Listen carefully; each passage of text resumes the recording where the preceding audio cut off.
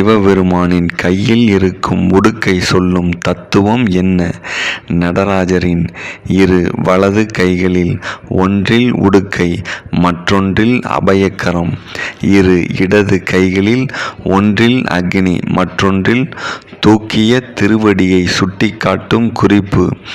இரு திருவடிகளில் வலது திருவடி முயலகன் மீதும் இடது திருவடி தூக்கிய நிலையிலும் இருக்கும். இவற்றில் உடுக்கை தாங்கிய திருக்கரம் படைத்தல் தொழிலையும், அபயகரம் காத்தல் தொழிலையும், அக்னி அழித்தல் தொழிலையும், முயலகன் மீதுள்ள திருவடி மறைத்தல் தொழிலையும், தூக்கிய திருவடி ஞானம் அருள்வதையும் குறிக்கும். இந்த தத்துவத்தை உண்மை விளக்கம் என்னும் நூல் இவ்வாறு கூறுகிறது. தோற்றம் துடி, அதனில் தோயும் திதி அமைப்பில் சாற்றி